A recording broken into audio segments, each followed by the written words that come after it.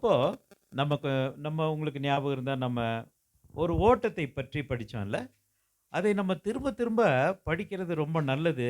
ஏன்னா, வேதத்தில இதை பத்தி ரொம்ப முக்கியமான பகுதியான எபிரேயர்ல இதை பற்றி சொல்லியிருக்கிறது. அ 12ஆம் அதிகாரத்தில நம்ம படிச்சோம்னா, அதுக்கு 11ஆம் அதிகாரத்தில படிச்சோம்னா, விசுவாச வீரர்களை குறித்து அங்க சொல்லியிருக்கு. விசுவாச வீரர்கள் அப்படின்ற ஒரு பெரிய லிஸ்ட்ட அங்க சொல்லியிருக்கிறதே நாம படிக்கிறோம். 11ஆம் அதிகாரம்.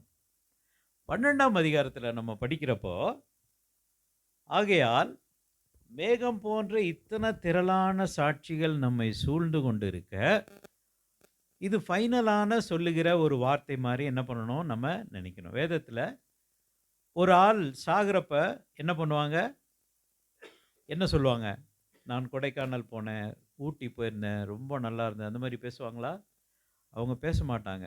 மனுஷனுடைய கடைசி வார்த்தைகள் எப்பவுமே சீரியஸா இருக்கும். இல்ல? சாகப் போறப்ப என்ன சொல்லுவாங்க? உயில பத்தி பேசுவாங்க. ப்ராப்பர்ட்டிய பத்தி பேசுவாங்க. இதை பண்ணுங்க குடுக்கணும். அப்போ உட்கார்ந்து காஃபி குடிச்சதையோ, சமோசா சாப்பிட்டதை பத்தி என்ன பண்ண மாட்டாங்க? பேச மாட்டாங்க. அப்போ பைபிள்ல ஒரு எண்டுக்கு, முடிவுக்கு எல்லாரும் என்ன பாருங்க, எங்க அ நோ சில்ட்ரன் ஷுட் டிஸ்டர்ப். எல்லாம் இங்க கேட்கணும். ஆம், எல்லாம் கவனமா கேட்கணும்.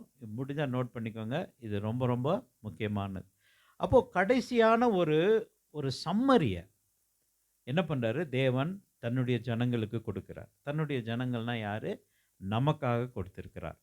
ஆகையால்னு இந்த வார்த்தை ஆரம்பிக்குது. ஆகையால் அப்படின்னா, நம்ம கேள்வி கேட்கணும். எதுனால?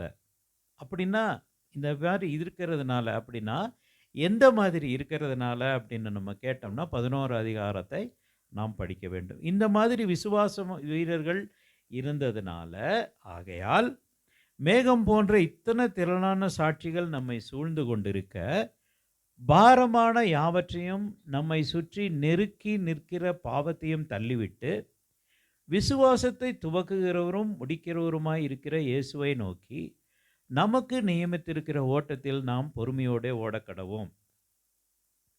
அவர் தமக்கு முன் வைத்திருந்த சந்தோஷத்தின் பொருட்டு அவமானத்தை எண்ணாமல் சிலுவையை சகித்து தேவனுடைய சிங்காசனத்தின் வலது பாரிசத்திலே வீற்றிருக்கிறார். ஆகையால் நீங்கள் இளைப்புள்ளவர்களாய் உங்கள் ஆத்துமாக்களில் சோர்ந்து போகாதபடிக்கு தமக்கு விரோதமாய் பாவிகளால் செய்யப்பட்ட இவ்விதமான விபரீதங்களை சகித்த அவரையே நினைத்துக் கொள்ளுங்கள்.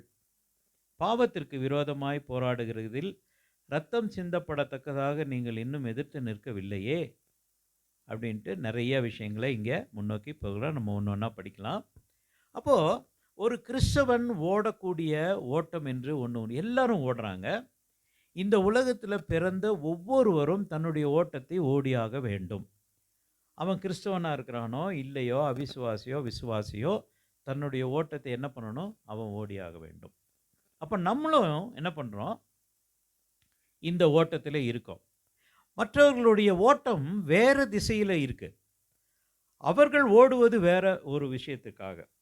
அதுதான் இயேசுசாமி மத்தேயுல சொல்றாரு, அவர்களோ இவைகளை தேடி திரிகிறார்கள். அப்படி ஞாபகம் இருக்கா உங்களுக்கு? மத்தேயு 6ஆம் அதிகாரத்துல. அவர்களோ இவைகளை தேடி திரிகிறார்கள். ஆனால் நீங்களோ இதை குறித்து கவலைப்படாதீர்கள். ஏனென்றால் உங்களுக்கு பரமபிதா என்று ஒருவர் இருக்கிறார். அவங்க என்ன பண்ணணும்? அவங்க ஓடி ஆடணும். அவங்க தேடணும். அவங்க ஒர்க் பண்ணணும். அவங்க ரொம்ப ஹார்ட் ஒர்க் பண்ணணும். எதுக்கு? அவங்க தான் பண்ண முடியும். ஏன்னா அவர்களுக்கு பிதா என்று ஒருவர் இல்லை. நம்ம அப்படி இல்ல. நமக்காக ஒரு பிதா இருக்கிறதுனால, இந்த பிதாவின் மூலமாக நாம் எல்லாம் பெற்றுக்கொள்ளுவதனால, நம்ம என்ன பண்ணக்கூடாது? அவரின் மேல் சார்ந்து இருக்கணுமே தவிர, நம்ம ஓட வேண்டிய அவசியம் இல்லை. அவர்களோ இவைகளை பெற்றுக்கொள்ளும்படியாக ஓடித் திரிகிறார்கள். ஆனா நீங்களோ உங்களுடைய பிதாவின் மேல் என்ன பண்ணணும்? நம்பிக்கை வைத்து, நமக்கு கொடுக்கிறவர் அந்த பிதா என்று நாம் விசுவாசிக்க வேண்டும். அப்போ நம்ம ஒரு ஓட்டத்தில் இருக்கோம்.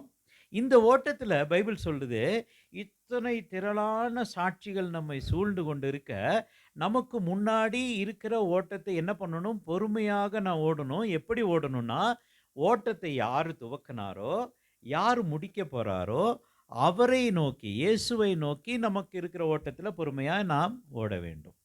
எல்லாருக்கும் ஒரு ஓட்டம் இருக்கு. நான் போன தடவை சொன்ன உங்களுக்கு ஞாபகம் இருக்கும்னு நினைக்கிறேன்.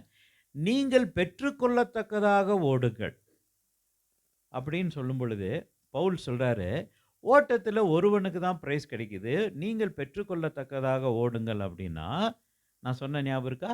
ஊட்டி எல்லாமே ஜனங்க ஓடுறாங்க. 7,50,000 ஜனங்களும் ஓடுனாலும், எனக்கு மட்டும் தான் அந்த பிரைஸ் கிடைக்குன்ற மாதிரி நீங்க என்ன பண்ணணும்? ஓடணும்.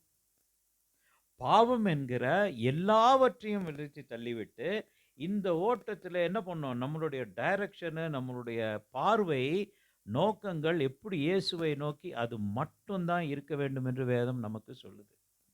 அப்ப நமக்குன்னு ஒரு ஓட்டம் இருக்கு. இந்த ஓட்டத்தில ஒரு போராட்டம் இருக்கு. இந்த போராட்டத்தை எல்லாம் மேற்கொண்டு தான் என்ன பண்ண முடியும்? நான் இந்த ஓட்டத்தை ஓட முடியும். அது மட்டும் இல்ல, இந்த ஓட்டத்தில ஒரு சத்துரு ஒண்ணு இருக்கான். இந்த சத்துரு என்ன பண்றான்? இந்த ஓட்டத்திலே நம்மை திசை திருப்பும்படியாக என்ன பண்ணியிருக்காங்க? இந்த ஓட்டத்தில ஒரு சத்துரு இருக்கான். அது இல்லாம there are hindrances, there are barriers. இந்த ஓட்டத்தில சில தடுப்பு ஓட்டங்கள்னு சொல்லுவாங்கல்ல. இப்படி ஜம்ப் பண்ணி ஓடுவாங்க. அது டிசைனே அந்த மாரி தான். அப்படித்தான் ஓடணும். அந்த மாரி ஒரு ஓட்டம் இருக்கு. நம்மளாகவே உருவாக்கி கொண்ட தடைகள் உள்ள ஓட்டமும் இருக்கு. நம்ம ஜம்ப் பண்ணி தான் போகணும். அது வந்து கடவுளே வச்சிருக்கிறாரு. அ ஆனா, அதுக்கு மேல நம்மளும் சில தடைகள என்ன பண்றோம்? வச்சுட்டு இந்த ஓட்டத்தை நம்ம என்ன பண்றோம்? நிறுத்த பார்க்கிறோம். அப்ப பைபிள்ல நமக்கு தெளிவா சொல்லுது, மேகம் போன்ற இத்தனை திரளான சாட்சிகள். ஒருவேளை நீங்க கேட்கலாம், நம்முடைய வாழ்க்கையில கஷ்டம் வரும் பொழுது, அ நோவா என்ன பண்ணார்? நம்ம ஆண்டவரே என்னுடைய குடும்பத்த சப்போஸ் நீங்க ரட்சிக்கப்பட்டிருக்கீங்க. உங்களுடைய குடும்பத்தில யாருமே உங்கள ஏற்றுக்கொள்ளல. உங்கள புரிஞ்சுக்க மாட்டேன்றாங்க. தேவ பக்தி இல்ல. தேவனை பத்தி புரிஞ்சு கொள்ள மாட்டேன்றாங்க. அப்படின்னும் பொழுது என்ன பண்ணலாம்? உங்களுடைய கண்களை நோக்கி சுத்தியும் நீங்க பார்க்கலாம். இது ஒரு ஸ்டேடியம் மாதிரி. இந்த ஸ்டேடியத்தில நீங்க கீழ நிக்கிறீங்க. ஓட்டத்துக்கு ரெடியா நிக்கிறீங்க. என்ன இருக்குது? மேல விசுவாச வீரர்கள் அவர்கள் ஓடி தங்களுடைய கிரீடத்தை பெற்றுக்கொண்டு அங்க உட்கார்ந்துட்டு இருக்காங்க. அப்போ ஒருவேளை ஆண்டவரே என்னை பற்றி யாருமே புரிஞ்சுக்கொள்ள மாட்றாங்க. நான் உமக்கு பிரியமா நடக்கணும்னு விரும்புறேன். But no one tries to understand me. என்னை யாரும் புரிஞ்சுக்க மாட்டேன்றாங்க அப்படின்னும் பொழுது என்ன பண்ணுவாங்க? இந்த விசுவாச வீரர்கள் நம்மகிட்ட வந்து சொல்லுவாங்க, "மகனே நீ கவலைப்படாத. எனக்கும் அது மாரி தான் இருந்தது. நான் என்ன பண்ணுனேன்? எல்லாவற்றையும் விட்டு நான் ஓடினேன். பாரு என் கையில இருக்கிற கிரீடம், என் கையில இருக்கிற கப்ப பாரு நான் ஜெயித்தேன்." ஒருவேளை தனிமையா இருக்கிறேன்னு அப்படின்னு நீங்க உணர்ந்தீங்கன்னா, மேல இருந்து நோவா வருவார். நோவா சொல்லுவாரு, "மகனே நான் வாழ்ந்த காலத்துல நான் மட்டும் தான்டா இருந்தேன். அவர் ஒருவனைத்தான் கர்த்தர் நீதிமான் என்று கண்டார். மத்த எல்லாரும் எப்படி? மத்தவங்க யாருமே நீதிமான் இல்லைங்க." அப்போ நோவா எப்படி இருக்கும்? கர்த்தருக்கு கொஞ்சமாச்சும் கம்ஃபர்ட் கிடைச்சிருக்கும். ஒருத்தனாச்சும் இருக்கிறானே அப்படின்னுட்டு. இல்ல? அவன் நோவா சொல்லுவாரு, "யாருமே இல்ல. ஆனா நான் மட்டும் தான் இருந்தேன். நான் வழி பிசகாமல் நான் நடந்தேன்" என்று நோவா சாட்சி சொல்லுவான். சில யங் பீப்பிள இப்ப பாவத்திற்கு பிசாசு தள்ளும் பொழுது, சோதிக்கும் பொழுது, ஆண்டவரே எனக்கு உதவி செய்யுங்கன்னு நம்ம மேல நோக்கி நம் கண்களை பார்க்கும் பொழுது, யோசேப்பு உங்களுக்காக ஓடி வருவார். யோசேப்பு சொல்லுவார், "மகனே நீ கவலைப்படாத. எனக்கும் இதே மாரி நிலைமை இருந்தது. எல்லா பாவங்களையும் செய்யும்படியான எனக்கு எல்லா சாத்தியக்கூறுகள் எனக்கு இருந்தது. ஆனாலும் நான் எல்லாவற்றையும் விட்டு என் தேவனை யாரும் என்னை தடுப்பதற்கு இல்லை என்று சொல்லி ஆனாலும் நான் பாவத்தை விட்டு விலகி ஓடினேன். நான் உனக்காக பண்றேன். ஹரி அப், ஹுரே! நீ ஓடு மகனே" என்று சொல்லி உற்சாகப்படுத்துவதற்கான சாட்சிகள் ஒவ்வொரு சூழ்நிலைக்கும் என்ன இருக்கு? சாட்சிகள் அங்க இருக்காங்க. பிரியமானவர்களே, நாம் தனியாக ஓடுவதில்லை. நமக்குன்னு ஒரு பாதை இருக்குது. இந்த பாதையில ஆல்ரெடி இயேசு சுவாமி ஓடிட்டாரு. அப்போ மற்ற தேவ பிள்ளைகளும் 11ஆம் அதிகாரத்தில நம்ம படிக்கிற ஒவ்வொரு தேவ பிள்ளைகளும் பயங்கர சேலஞ்சிங்கா இருக்கும். எனக்கு இந்த அத்தியாயம் ரொம்ப ரொம்ப பிடிக்கும். அவ்வளவு தங்களுடைய ஓட்டத்தில சிரத்தையாக ஓடி, அவர்கள் பரிசை பெற்றுட்டு என்ன பண்றாங்க? இப்ப நம்மை உற்சாகப்படுத்தும்படியாக இந்த ஜனங்க வெயிட் பண்ணி பார்த்துட்டு இருக்காங்க. நம்மளுடைய பலவீனங்கள்ல உற்சாகப்படுத்த முடியாது. பிரியமானவர்களே, நீங்க ஃபெயில் ஆகுற மாரி ஒரு பலவீனமும் இல்லை. நீங்கள் உற்சாகப்படாதபடிக்கு இருக்கிற ஒரு சூழ்நிலையும் இல்லை. என்ன தெய்வ மனிதர்கள் இது எல்லாத்தையும் மேற்கொண்டு ஜெயித்திருக்கிறார்கள். ஜெயம் கொள்ளுகிறவன் எவனோ, பைபிளில் திரும்ப திரும்ப வெளிப்படுத்தினது, ஜெயம் கொள்ளுகிறவன் எவனோ, ஜெயம் கொள்ளுகிறவன் எவனோ, ஜெயம் கொள்ளுகிறவன் எவனோ, திரும்ப திரும்ப அவனுக்கு என்னது, ஜீவ கிரீடத்தை கொடுப்பேன், அவனுடைய பேரை தேவனுடைய வாசஸ்தலத்திலே நான் எழுதி வைப்பேன், அவனுக்கு வேற பேர் கொடுப்பேன், அவனை முடிசூட்டுவேன். யாருக்கு? ஜெயம் கொள்ளுகிறவனுக்கு மட்டும்தான். பிரியமானவர்களே, என்ன பண்ணோம்? we have to be overcomers. there is no other thing. வேற ஒண்ணுமே இல்லை. ஒவ்வொருவனும், நீங்கள் ஒவ்வொருவரும், நம்ம ஒவ்வொருவரும் எல்லா சூழ்நிலைகளிலும் ஜெயங்கொள்ளுகிறவர்களாக நாம் காணப்பட வேண்டும். ஓவர்கமர்ஸ். ஏன்னா அதுதான் வேத வாக்கியம் சொல்லுது, ஜெயம் கொள்ளுகிறவன் எவனோ அவனுக்கு. அப்படிதான் பைபிள் சொல்லுது. அப்போ எப்படி இருக்கணும்? நம்மை பார்க்கிற நேரங்களில் வேற மாதிரி, நம்மை பார்க்காத நேரங்களில் வேற மாதிரின்னு இல்லை, எல்லா நேரத்திலையும் ஜெயம் கொள்ளுகிறவர்களாக இருக்க வேண்டும் என்று வேதம் நமக்கு சொல்லுது. அது மட்டும் இல்லை, மேகம் போன்ற இத்தனை திரளான சாட்சிகள் நம்மை சூழ்ந்து இருக்குது. நம்ம தனியாக இல்லை.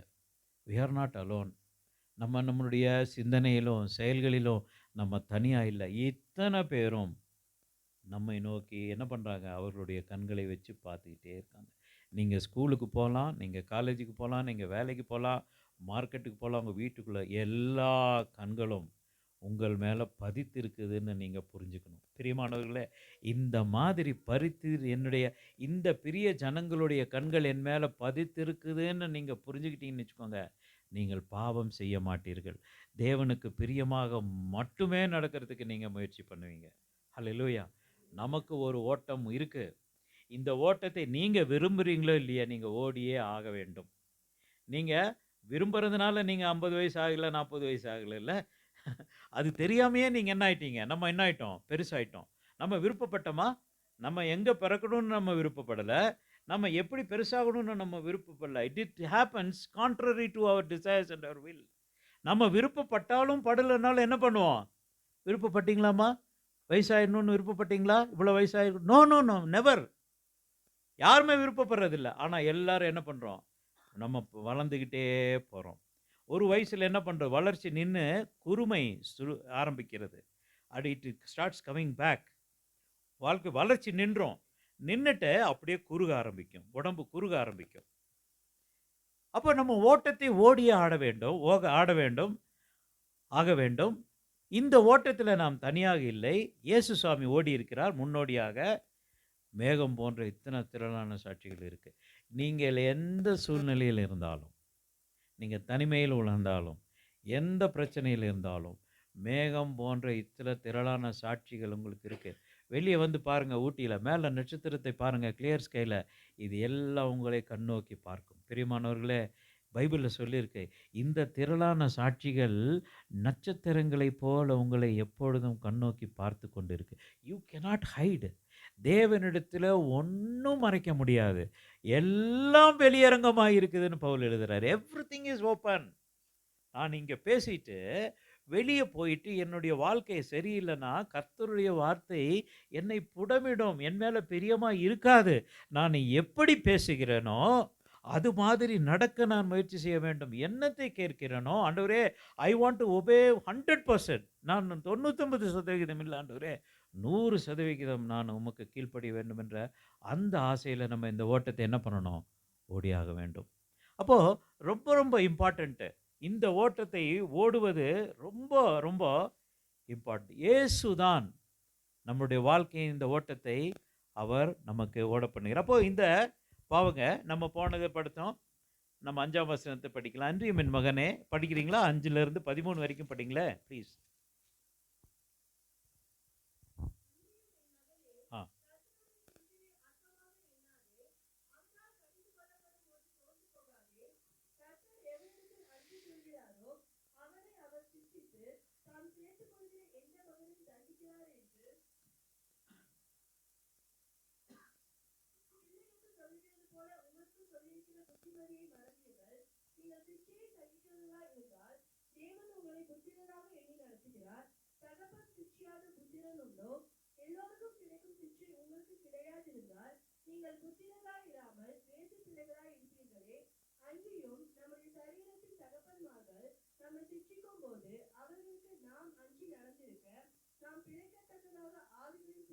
பொருட்டு வெகு அதிகமாய் அடங்கி நடக்க வேண்டும் அல்லவா?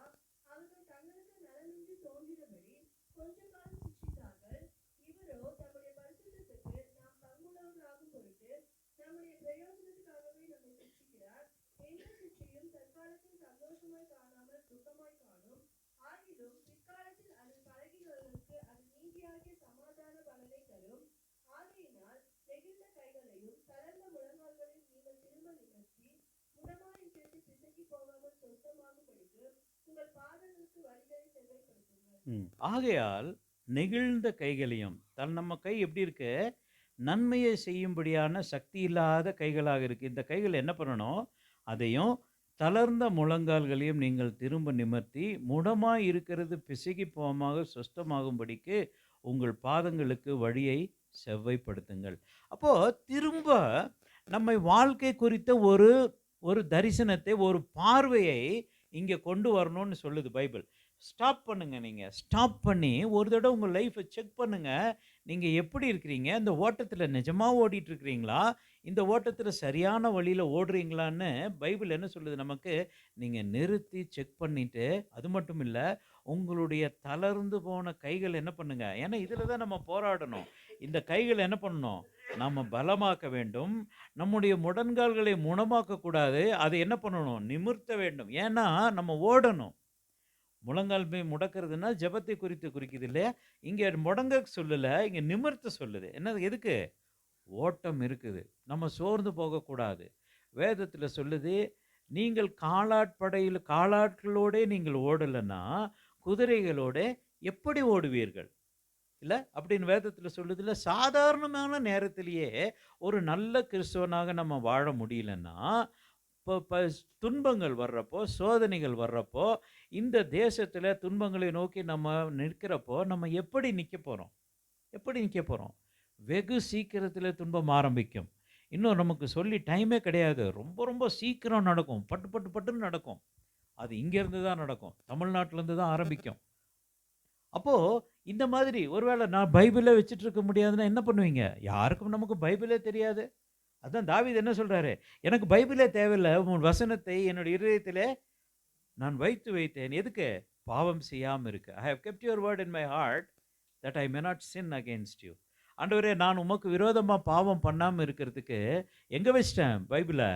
நான் டைரியில் எழுதி வைக்கல, என்ன பண்ணிட்டேன், இந்த வசனத்தையே எடுத்து வச்சுட்டேன். எனக்கு தெரியும் எந்த வசனத்தில், எந்த நேரத்தில் எந்த வசனத்தை தேடணும், கொண்டு வரணும் மனசுக்குள்ளேன்னு எனக்கு தெரியும். எத்தனை வசனத்தை நீங்கள் வச்சுருக்கீங்க பிரியமானவர்களே? நாளைக்கு அடுத்த வாரம் ஞாயிற்றுக்கிழமையிலேருந்து பைபிள் வரக்கூடாதுன்னு ஒரு வேளை வந்துச்சுன்னா எத்தனை வசனத்தை நீங்கள் ஞாபகம் பண்ணுவீங்க? How many you know? எத்தனை வசனத்தை உங்களுக்கு தெரியும் அப்படின்றது கவனம். இந்த வசனத்தை என்ன பண்ணணும், உங்களுடைய இருதயத்திலே நீங்கள் வைக்க வேண்டும். You have to keep memorise. வாரத்துக்கு ஒரு வசனம் நீங்கள் மனப்பாடம் பண்ணீங்கன்னா கூட, எத்தனை வாரம் இருக்குது வருஷத்தில்? 52 வாரம் இருக்குது. 50 வசனமாச்சும் மனப்பாடம் ஆகுமா? 50 வசனம் தெரியுமா? 50 வசனம் தெரியுமா பைபிள்ல இருந்து? ஐயோ,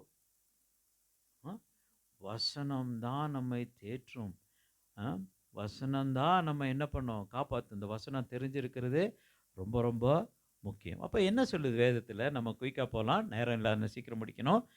பைபிளில் சொல்லி, மேகம் போன்ற இத்தனை திரளான சாட்சிகள் நம்மை சூழ்ந்து கொண்டிருக்க, பாரமான யாவற்றையும் நம்மை சுற்றி நெருக்கி நிற்கிற பாவத்தையும் தள்ளிவிட்டு விசுவாசத்தை துவக்குகிறவரும் முடிக்கிறவருமாயிருக்கிற இயேசுவை நோக்கி நயமக்கு நியமித்திருக்கிற ஓட்டத்திலே நாம் பொறுமையாக ஓடக்கடவோம். அப்போது என்னப்பா இங்கே சொல்லியிருக்கு, நம்ம இந்த சாட்சிகள்லாம் சூழ்ந்திருக்கிற பாரமான யாவற்றையும் என்ன பண்ணணும், நமக்கு பாரமாக இருக்கிற எல்லாவற்றையும் என்ன பண்ணணும், அகற்றி போட வேண்டும் என்று வேதம் நமக்கு சொல்லுது. என்னென்ன விஷயம் பாரமாக இருக்குது? சில கவலைகள் இருக்கும், சில கடன்கள் இருக்கும். இது எல்லாத்தையும் என்ன பண்ணணும், வேதம் சொல்லுது, இது எல்லாத்தையும் சைடில் வைங்க. நம்ம கோட்டு சூட்டு போட்டுட்டு இந்த ரேஸை ஓட முடியாது. பெரிய 4-5 பெட்டியெல்லாம் தூக்கிட்டு நம்ம என்ன பண்ண முடியாது, இந்த ரேஸை ஓட முடியாது. நிறைய பணத்தை எல்லாத்தையும் பெட்டியில் போட்டுட்டு இந்த ரேஸை நம்ம நடந்து போயிட்டு ஓடுறது எதுவும் முடியாது. நம்ம ஓடுவது நாம் மட்டும்தான் ஓட வேண்டும். அதனால் என்ன சொல்லுது, பாரமான யாதாவது உங்களுக்கு இருந்தால் அது என்ன பண்ணணும், அதை என்ன பண்ணும், சைடில் ஒதுக்கி வைக்க வேண்டும். ஒருவேளை நான் அன்றைக்கி சொன்னேன்ல, வீட்டில் தேவையில்லாத பொருட்கள் இருந்தால் ப்ளீஸ் அதை விடுங்க, கொடுங்க, இப்போ அதை ரிலீஸ் பண்ணுங்க. இந்த பொருள்களை காப்பாற்றுறதுக்கே நமக்கு ரொம்ப டென்ஷன் இல்லை. என்ன பண்ணணும், இல்லாதவர்களுக்கு அதை தள்ளி வச்சு நம்ம என்ன பண்ணணும், வாழ்க்கையை ரொம்ப சிம்பிளான வாழ்க்கையாக மாற்றணும். இன்னும் இன்னும் வரட்டும், இன்னும் வாங்கட்டும், இன்னும் பண்ணணும்னு இல்லாமல் இந்த வாழ்க்கையை இன்னும் சாதாரணமாக மாற்றிக்கொள்ள போக வேண்டும். அதான் வேதம் சொல்லுது, பாரமான யாவற்றை என்ன பண்ணணும், தள்ளிவிட வேண்டும். அது கடனாக இருக்கட்டும், மனுஷன் மேலே வெறுப்பாக இருக்கட்டும், சிலவங்க மேலே மன்னிக்க முடியாத பாவமாக இருக்கணும். சிலவங்க சொல்லுவாங்க, நான் செத்தா கூட என்ன பண்ண மாட்டேன், அவங்க கூட மன்னிக்க மாட்டேன், அவங்கள்ட்ட நான் பேச மாட்டேன். நீங்கள் எங்கே செத்தா எங்கே மன்னிக்கிறது? செத்தா கூட நான் என்ன பண்ண மாட்டேன், அவங்கக்கிட்ட பேச மாட்டேன். பிரியமானவர்களே, இந்த மாதிரி வாழ்க்கை, இந்த மாதிரி வார்த்தைகள் நம்மளுடைய வாயிலிருந்து வரக்கூடாது. நான் செத்தா கூட உங்களை மன்னிக்க மாட்டேன். நெய் நெய் நெய், நத்திங். எல்லாவற்றையும் மன்னிக்க வேண்டும். மன்னிக்கிறதனுடைய அறிகுறி என்னன்னா, 2 விஷயத்தில் நீங்கள் மன்னிக்கிறத குறித்து என்ன பண்ணலாம், நீங்கள் டெஸ்ட் பண்ணலாம். நீங்களே டெஸ்ட் பண்ணிக்கலாம். எப்படி நம்ம சுகர் டெஸ்ட் பண்ணுற மாதிரி என்ன பண்ணலாம், மன்னிப்பதை குறித்து நம்ம ஒருத்தங்களுக்கு நமக்கு விரோதமாக இருந்தது, நம்ம அவங்கள மன்னித்துட்டோன்னு வச்சுக்கோங்க. இது நிஜமாவே நம்ம மன்னிச்சிட்டோன்னு எப்படி கண்டுபிடிக்கிறது தெரியுமா? முதலாவது, அவர்களுக்கு ஏதாவது நல்ல காரியம் நடந்தால் அதை குறித்து நீங்கள் எப்படி உணர்கிறீர்கள்? உங்கள்கிட்ட பைக்கு தான் இருக்குது, நீங்கள் வெறுத்து மன்னிச்சிட்டேன்னு சொல்கிறவங்க இன்றைக்கி நல்ல கார் வாங்கிட்டாங்க, எப்படி இருக்கும் உங்களுக்கு? சந்தோஷமாக இருக்குமா? பா, வெரி குட்பா. மனசுக்குள்ள ஒரு கலங்கம் இல்லை மனசுக்குள்ள ஒரு குறு மாதிரி வந்துச்சுன்னு வச்சுக்கோங்க, என்ன அர்த்தம் தெரியுமா? நீங்கள் மன்னிக்கலன்னு அர்த்தம். இதுதான் நீங்களே பண்ணிக்கலாம் அந்த டெஸ்ட். இதுக்கு பாஸ்டெல்லாம் தேவை கிடையாது. அவர்களை மன்னிக்காததுக்கு மன்னிக்கலைன்னா என்ன அர்த்தம்? அவர்களுக்கு ஒரு நல்லது நடக்கும் பொழுது உங்களுடைய மனசு சந்தோஷப்படாது. 2வது, அவர்களுக்கு கெட்டது நடக்கும் பொழுது உங்கள் மனசு சந்தோஷப்படும். சப்போஸ் அந்த சகோதரர் போகிறார், பைக்லேருந்து கீழே விழுந்துட்டார், ஹாஸ்பிட்டலில் அட்மிட் ஆகி காலு ஃப்ராக்சர் ஆகிடுச்சு, உங்கள் மனசு எப்படி இருக்கும்? சொன்னேன் இப்போவே, வேணும். போன வாரம் தான் ஞாயிற்றுக்கிழமை மன்னிச்சிட்டேன்னு சொன்னார். இன்றைக்கி அந்த செவ்வாய்க்கிழமை அந்த சகோதரனுக்கு ஆக்சிடென்ட் ஆச்சு, உங்கள் மனசு எப்படி இருக்கு? ஒரு சின்ன பூரிப்பு. ஒருவேளை நீங்கள் அதை வெளியே சொல்லாமல் இருக்கலாம், வெளியே சொல்லிட்டு எல்லாரும் கூட கைதட்டி நீங்கள் சந்தோஷப்படாமல் இருக்கலாம், ஆனால் மனசுக்குள்ள ஒரு சந்தோஷம் வேணும். நல்லது, அவனுக்கு இந்த மாதிரி வேணுமா இருந்துச்சு, கர்த்தரை தான் செஞ்சு, அது கர்த்தரை கூப்பிட்டு நீங்கள் தான் செஞ்சீங்கன்னு அவர் மேலே பழிய போட்டு, அப்போ என்ன பண்ணணும், இது மன்னிக்காமல் இருக்கிறது கூட ஒரு பாரம் தான். பிரியமானவர்களே, நீங்கள் நினச்சி பாருங்கள், யாருக்கு விரோதமாக நீங்கள் மன்னிக்காமல் இருக்கீங்களா? அப்படி இருக்கிறீங்கன்னா ஒரு லிஸ்ட்டு போட்டு பார்க்கணும். ஆண்டவரே, நான் எல்லாத்துக்கிட்டையும் பேச முடியுமா? எல்லாத்துக்கிட்டையும் நான் சந்தோஷமாக இருக்க முடியுமா? எல்லாத்தையும் மனசார நான் ஏற்றுக்கொள்ள முடியுமா? பரலோகத்தின் பிள்ளைங்க அப்படித்தாங்க இருப்பாங்க. ஏன்னா பரலோகத்தில் கசப்பு கிடையாது, பரலோகத்தில் தீங்கு கிடையாது, பரலோகத்தில் இந்த மாதிரி வெறுப்பும் பொறாமையும் எதுவுமே கிடையாது. நம்ம பரலோகத்துக்கு போகிற பிள்ளைங்க இங்கேருந்தே அந்த மாதிரி இருக்கணும். அல்லேலூயா. எஸ். அங்கே போன உடனே நம்ம மாறிடுவோம், நமக்கு வெள்ளை ட்ரெஸ் கொடுத்துருவாரு, நம்ம பரிசுத்தமாயிருவோம்.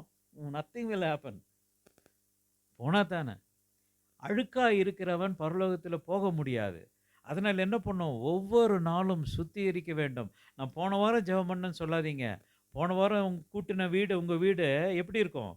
ஒரு வாரம் இல்லாமல் கூட்டமாக, ஒரு நாளைக்கு 2 தடவை கூட்டம் இல்லை சிஸ்டர், ஒரு நாளைக்கு 3 தடவை கூட்டணும்.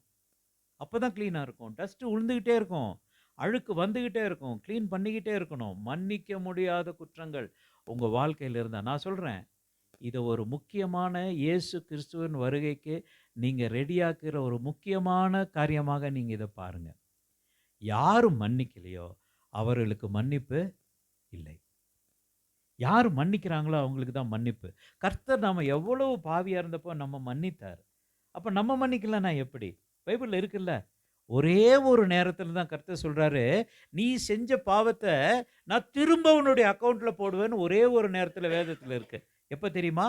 ஒரு ஆளுக்கு மன்னிச்சிட்றாரு பாருங்க, அவனுக்கு கொடுக்கறதுக்கு திறமை இல்லாதப்போ என்ன பண்ணிடுறாரு, ஒரு ராஜா அவங்ககிட்ட, அவன் 1 கோடி ரூபா கடன் வாங்கியிருந்தான் ராஜா கிட்ட, அவனுக்கு கொடுக்க ராஜா கேட்குறாரு, எங்கடா என்னுடைய 1 கோடி ரூபா?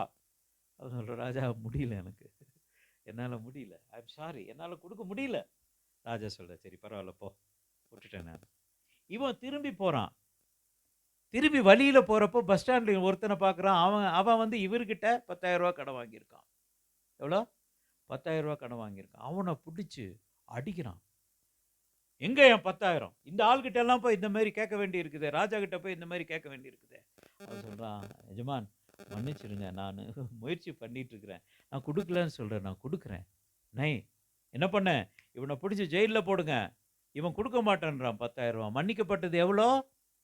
ரூ. 1,00,00,000 மன்னிக்கப்பட்டது. இவன அடிக்கிறது எவ்வளோ ரூபாய்க்கு? ரூ. 10,000. உங்களுக்கு புரியும்னு நினைக்கிறேன். பணத்தினுடைய வேல்யூ இல்ல? மன்னிக்கப்பட்ட நாம் இந்த சின்ன சின்ன காரியங்களுக்காக மற்றவங்கள மன்னிக்காம இருக்காதீங்க பிரியமானவர்களே. மன்னியுங்கள். இது தேவனுடைய சுபாவம்.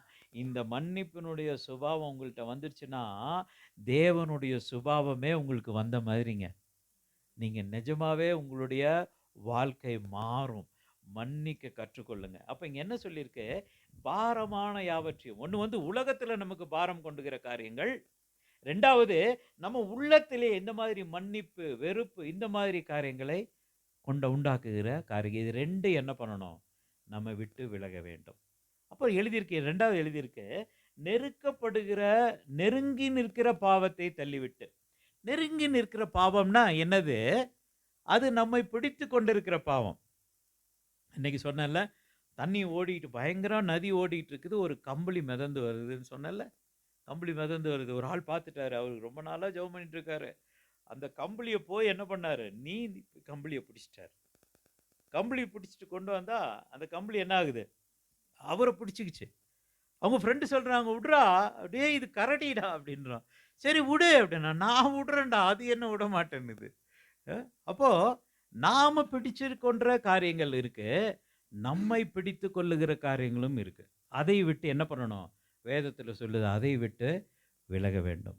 அப்போ பாரமான யாவற்றையும் நம்மை நெருக்கி இருக்கிற இந்த எல்லா காரியத்தையும் விட்டு விலகி, நமக்குன்னு நிற்கிற ஓட்டத்தில நாம் பொறுமையோடு ஓடக்கடவேன். ஆண்டவரே, உம்முடைய சித்தம் எனக்காக என்னன்னு சொல்லி நம்ம பொறுமையாக ஓட வேண்டும். அ 11ஆம் அதிகாரத்தில நம்ம மோசஸ பத்தி படிக்கிறோம். மோசஸோட வாழ்க்கை எனக்கு ரொம்ப ரொம்ப சேலஞ்சிங்கான ஒரு வாழ்க்கை. பாருங்க மோசஸ் கிட்ட என்ன பாவம் இருந்தது? என்ன பாவம் இருந்தது மோசஸ் கிட்ட? அவரு என்னத்த விட்டுட்டு ஓடுனாரு அப்படின்னு பார்த்தா, இங்க மோசஸ் 11ஆம் அதிகாரத்தில நம்ம எழுதியிருக்கு பாருங்க. ம மோசஸ பத்தி எழுதியிருக்கு 23ஆம் வசனம். மோசே பிறந்தபோது அவனுடைய தாய் தகப்பன்மார் அவனை அழகுள்ள பிள்ளை என்று கண்டு, விசுவாசத்தினாலே ராஜாவினுடைய கட்டளைக்கு பயப்படாமல் அவனை 3 மாசம் ஒளித்து வைத்தார்கள். விசுவாசத்தினாலே மோசே தான் பெரியவனானபோது பார்வோனுடைய குமாரத்தின் மகன் எண்ணப்படுவதை வெறுத்து, எதை வெறுத்தானா அவன்? அவன் ஓட்டத்துல தன் கண்களை ரொம்ப சீரியஸா வச்சிருக்கனால, எதை வெறுத்தானா? பார்வோனுடைய குமாரன் என்று அழைக்கப்படுவதை அவன் வெறுத்தான். அ பார்வோனுடைய குமாரன்னா யாரு? ராஜகுமாரன் என்று சொல்லப்படுவதை அவன் வெறுத்தானாம். அவன் விரும்பலன்னு இல்ல, அவன் வெறுத்தானாம். ஏன் வெறுத்தான்? அவன் பாருங்க ஒரு பக்கம் ஒரு கதையில ஒரு பக்கம் தீ தீ கனல் போட்டு ஒரு சட்டியில, இன்னொரு பக்கம் எல்லாம் தங்கம் வைரம்லாம் வச்சுட்டு குடுக்குறாங்க மோசஸ்க்கு முன்னாடி. மோசஸ் சொல்றான், "எனக்கு வேண்டாம்" அப்படின்னு சொல்லி அந்த தீயை தேர்ந்தெடுத்தாராம். அப்போ நம்ம இங்க பார்க்குறோம், விசுவாசத்தினாலே மோசே தான் பெரியவனானது பார்வோனுடைய குமாரத்தின் மகன் என்று எண்ணப்படுவதை வெறுத்து, இந்த உலகத்தினுடைய காரியங்கள் எதுவுமே எனக்கு வேண்டாம் என்று சொல்லி வெறுப்பை காண்பித்த மோசே. அநித்தியமான பாவ சந்தோஷங்களை அனுபவிப்பதை பார்க்கிலும் தேவனுடைய ஜனங்களுடைய துன்பத்தை அனுபவிப்பதையே தெரிந்து கொண்டு, அநித்தியமான எது எது டெம்பரரியோ, மோசஸ்க்கு என்ன பிளஷர் இருந்தது? அவன் அடுத்த ராஜாவாக போகிறான். அடுத்த பார்வோன் யாரு? மோசே. அவனுக்கு முன்னாடி எல்லாம் ஓப்பன்ங்க. சும்மா எகிப்து தேசத்தை சும்மா நினைக்க கூடாது. ரொம்ப அலங்காரமான ட்ரெமண்டஸான அந்த காலத்து உலகத்துல பெயர் பெற்ற தேசம். அந்த தேசத்தினுடைய அடுத்த ராஜாவாக போக மோசஸ். எல்லாம் அவனுக்கு. அவன்தான் ராஜா. ஆனா என்ன பண்றானா? ராஜகுமாரத்தின் மகன் என்று பார்வோன் என்று தன்னை அழைக்கப்படுவதற்கு விரும்பி அவனுடைய பாவம் என்ன? அவன் எதை வெறுத்தான் அப்படின்னு பார்த்தா, இந்த உலகத்துல நான் ஐடென்டிஃபை பண்ணும்படியாக எனக்கு எதுவுமே இல்லை என்று சொல்லி மோசஸ் என்ன பண்ணான்? ஓடுனானாம். இந்த பதவியை விட்டு ஓடுனானாம். பிரியமானவர்களே, நம்ம தேடுவது எப்படி இருக்கு? மோசஸ் என்ன பண்ணாராம்? எனக்கு இந்த பதவி இது எதுவுமே வேண்டாம். தேவனுடைய மக்கள் கூட அவர்களோட பாட அனுபவிப்பதையே நான் விரும்பின்னு சொல்லி, இவனுக்கு வந்த எல்லாத்தையும் விட்டுட்டு என்ன பண்ணாராம்? ஓடுனானாம். அவன் he did not want to identify himself as an Egyptian. முன்னாடி போறான். மீதியான தேசத்துக்கு போறான். அங்க போயிட்ட உடனே அந்த சண்டை போடுறான். அந்த பிள்ளைங்களோடெல்லாம் சண்டை போட்டு, அவங்களுக்கெல்லாம் தண்ணி குடுத்துட்டு, எல்லாம் குடுத்துட்டோனே அந்த பிள்ளைங்க எல்லாம் போய் சொல்லுது, "ஒரு எகிப்தியன் வந்தான். வந்துட்டு எங்கள என்ன பண்ணான்? எங்கள ஆடுகளுக்கெல்லாம் தண்ணி குடுத்தான்னு." இத கேட்டுட்டு மோசஸ் ரொம்ப துக்கப்பட்டிருப்பாரு. இப்பவும் என்ன எகிப்தியன்னு தான கூப்பிடுறாங்களா? நான் என்ன பண்ண போறேன்? நான் எகிப்தியனாக என்னுடைய அடையாளத்தை காண்பிக்கப் போவது இல்லை. I am not going to show my identity as an Egyptian. இந்த உலகம், இந்த எகிப்தினுடைய மகன் என்று நான் அழைக்கப்படுகிற அடையாளம் எனக்கு வேண்டாம் அப்படின்னு சொல்லி என்ன பண்ணான்? இஸ்ரவேல் கூட எபிரேயனாக நான் அடையாளப்படுத்தப்படணும்னா ஒண்ணே ஒண்ணுதான் செய்யணும். என்ன பண்ணணும் தெரியுங்களா? ஆடு மேய்க்கணும். ஆடு மேய்க்கிறது எகிப்தியர் கண்களில் எப்படி இருக்கு தெரியுமா உங்களுக்கு? அருவருப்பான காரியம். தெரியும்ல? அவங்க எகிப்துக்கு யாக்கோபு கூட்டிக்கிட்டு வர்றப்போ யோசேப்பு சொல்றார் பார்வோன் கிட்ட, ஐயா நாங்க ஆடு மேய்க்கிற தொழில், அது எகிப்தியருக்கு அருவருப்பான தொழில், அதை நாங்கள் செய்ய போகிறதுக்காக கோசேன் நாட்டை எங்களுக்கு கொடுங்க அப்படின்னு சொல்றார். ஆடு மேய்க்கிற தொழில் எகிப்தியருக்கு அருவருப்பான தொழில். ஆனா இந்த ஆடு மேய்க்கிற தொழிலைத்தான் மோசே என்ன பண்றாரு? தெரிந்து கொள்கிறார். ஏன்? எகிப்து கூட எனக்கு எந்த சம்பந்தம், யாரும் என்ன பார்க்கலைங்க, கொஞ்சம் பேர் தான் பார்க்குறேன். எல்லாரும் எங்கெங்கேயோ டைவர்ஷனில் இருக்கீங்க. கவனமாக கேளுங்க. At least look at me. பாருங்க, மோசே தான் வாழ்ந்த எகிப்தில் எந்த கனெக்ஷனும் எனக்கு இருக்கக்கூடாதுன்னு என்ன பண்ணுறான்? எதுவுமே அவன் விரும்பலை. இப்போ நம்மளுடைய வாழ்க்கையில் எடுத்து பார்த்தா நம்மளுடைய வாழ்க்கையில் எப்படி இருக்குது? நம்ம என்ன பண்ணுறோம்? நம்மையே ஐடென்டிஃபை பண்ண விரும்புகிறோம். இந்த உலகத்தோட நம்ம ஐடென்டிஃபை பண்ண விரும்புகிறோம். உலகத்தில் நல்ல புதுசாக கார் வந்து என்ன பண்ணுறோம்? உடனே ஓடி போய் வாங்குகிறோம். உடனே ஒரு புதுசாக ஒன்று வந்துச்சுன்னா இந்த உலகத்தினுடைய காரியங்களை ஓடி போய் என்ன பண்ணுறோம்? அதை வாங்கி விரும்புகிறோம், அதை கிராப் பண்ண விரும்புகிறோம். இந்த உலகத்திற்கு கூட ஐடென்டிஃபை பண்ணுறதுக்கு, அடையாளம் காட்டுவதற்கு நம்ம என்ன பண்ணுறோம்? பயங்கர ஆசை நமக்கு. நம்ம பிள்ளைங்க சின்ன படிப்பெல்லாம் படிக்கக்கூடாது, நல்லா படிக்கணும், நல்ல மார்க் வாங்கணும், ப்ரொமோஷன் கிடைக்கணும். ஒரு காலேஜில் வேலை செஞ்சால் நான் ப்ரொஃபஸராக தான் வேலை செய்யணும், ஒரு கம்பெனியில் வேலை செஞ்சால் நான் மேனேஜராக தான் வேலை செய்யணும். பெரியமானவர்களே, இந்த மாதிரி உயர்ச்சி உயர்ச்சி மேலே மேலே மேலே போகிறது தேவனுடைய ஸ்டாண்டர்டே கிடையாது. நீங்கள் ஒருவேளை என்ன தப்பாக நினச்சிக்கலாம்.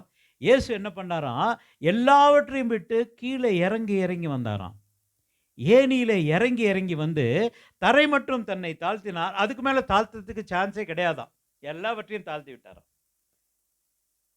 காட்டி கொடுக்க போறதுக்கு முன்பாக எல்லா அதிகாரமும் பிதாவினால அவருக்கு கொடுக்கப்பட்டது என்று அறிந்து, எனக்கு இந்த உலகத்தில் எல்லா வானத்துக்கும் பூமிக்கும் மேலே எல்லா அதிகாரமும் தனக்கு கொடுக்கப்பட்டது என்று அறிந்து துண்டை எடுத்து தன்னுடைய டவல் இடுப்பில் கட்டிக்கிட்டு பண்ணான். எப்போ? இது எல்லாம் எனக்கு கொடுக்கப்பட்டிருந்து அறிஞ்சதுக்கு அப்புறம் ஏசப்பா என்ன பண்ணாராம்? அந்த டவல் எடுத்து இடுப்பில் கட்டிட்டு எல்லாருடைய கால்களையும் கழுவினார். இந்த உலகத்திற்கென்று இயேசு சாமி அவர் ஹையா போகவே இல்லைங்க, தாழ்ந்து தான் வந்தார். நம்ம என்ன பண்றோம்? கம்ப்ளீட்டாக Christian perspective is different nowadays. கிறிஸ்தவர்கள் என்பது இன்னைக்கு ஒரு மனுஷன் கஷ்டப்படும் பொழுது, சோதனை வேதப்படும் போது அதை சாபம் என்கிற சொல்கிற ஒரு கிறிஸ்தவ மதம் இன்னைக்கு இருக்கு. சிலுவையை சாபம் என்று சொல்லுகிற ஒரு மதம். கிறிஸ்தவனா இப்படித்தான் இருக்கணும் அப்படின்னு சொல்லி, இப்படித்தான் இருக்கணும், அவன் இப்படித்தான் இருக்கணும், அவன் கார் ஓட்டணும், அவன் இப்படித்தான் இருக்கணும், செழிப்பா இருக்கணும். நீங்க ஏழையா இருந்தா சபிக்கப்பட்டவர்கள் என்று சொல்லுவது அது கிறிஸ்தவ மதம் இல்லை. எல்லாருக்கும் எளியா மாதிரி மேலே போகணும். ஆனா அந்த லாசர் இருந்தான் பாருங்க, அவனை குறித்து என்ன? லாசரு சபிக்கப்பட்டவனா? அந்த பணக்காரன் தான் ஆசீர்வதிக்கப்பட்டவன் அப்படின்னு நீங்க நினைச்சிட்டு இருந்தீங்கன்னா, லாசருவை பத்தி என்ன? எலியா மேலே எடுத்தவன் தான் அவன் ரொம்ப ஆசீர்வதிக்கப்பட்டவன்னா, தலை வெட்டின யோவான் எங்க? பெரியமானவர்களே, மனசின் ஆழத்தில், இருதயத்தின் ஆழத்துக்குள்ளே ஒன்று ஒளிஞ்சிருக்கு. இந்த உலகத்தை கூட எப்படி ஐடென்டிஃபை பண்ணுறது? How can I show myself big in the eyes of the world? உலகமும் அதற்கு இணையான ஒவ்வொன்றும் தேவனுக்கு விரோதமான பகை என்று அறியீர்களா? Don't you know that it is a sin to identify with the world? உலகம் புதுசாக ஒரு ட்ரெஸ்ஸு போடுதுன்னா உடனே அந்த ட்ரெஸ்ஸை வாங்குறது. உலகம் ஒரு புதுசாக க்ராக் ஒரு செப்பல் வாங்குதுன்னா உடனே வாங்குறது. பிரியமானவர்களே, பைபிள் சொல்லுது, உலகத்தின் சிநேகம் தேவனுக்கு விரோதமான பகை என்று அறியீர்களா? கர்த்தர் எப்படிதான் இதைத்தான் நல்ல சுவிசேஷம் என்று சொல்லி சபையிலே அஃபீஷியலாக ப்ரீச் பண்ணுறாங்க. நீங்கள் கஷ்டப்பட்டீங்கன்னா அது உங்களுடைய சாபம். இயேசு சபிக்கப்பட்டவரா? இயேசு சிலுவையில் அடிக்கப்பட்டவர் சபிக்கப்பட்டவரா? பவுல் சபிக்கப்பட்டவரா? பவுலை அடிக்கிறாங்க. இதில் அடிக்கிறப்போ பவுல் சொல்கிறாரு, அன்னைக்கு சொன்னேன் உங்களுக்கு, பவுல் சொல்கிறாரு, நான் ரோமன்பா, என்னை அடிக்கிறப்ப நீங்கள் கவனமாக இருங்க. அவன் சொல்கிறான், உடனே ஓடி போய் அவன் அதிகாரிகிட்ட சொல்கிறான். பவுல் சொல்கிறாரு, ரோமனாமா? உடனே ஓடி வந்து, என்னப்பா நீ நிஜமா ரோமனா? ஆமாம், நான் ரோமன் சிட்டிசன். என்ன நீங்கள் இந்த மாதிரி விசாரணை இல்லாமல் அடிச்சிங்கன்னா ரொம்ப பிரச்சனையாக போயிடும் உங்களுக்கு. அவன் பயந்துக்கிறான். அவன் சொல்கிறான், இந்த ரோமனுடைய பிரஜையை ஆவதற்கு நான் அநேக காசுகளை கொடுத்து வாங்கினேன். பவுல் சொல்கிறான், நான் அதற்கு யோக்கியமுள்ளவனாக பிறந்தேன். ஆனாலும் நான் இதற்கு யோகியனாக என்னை கருதுவதில்லை. நமக்கு தெரியும்ல, தீமோத்தேயுக்கு எழுதுகிறப்போ ஜெயிலில் பவுல் சொல்கிறாரு, தீமோத்தேய் அந்த கம்பளியை கொண்டு வா, புத்தக சுருளையும் கம்பளியை என்ன பண்ண நீ எனக்கு கொண்டு வா. எனக்கு ரொம்ப குளிராக இருக்குது தீமோத்தேய், இங்கே ரொம்ப சில்லுன்னு இருக்குடா. இங்கே என்ன ஆகுது, இங்கே ரொம்ப இந்த கிரவுண்டுக்கு கீழே அண்டர் கிரவுண்டில் வச்சுருக்காங்க சிறைச்சாலையில். பவுலை சங்கிலியில் கட்டி வச்சுருக்காங்க. சொல்கிறாரு, எனக்கு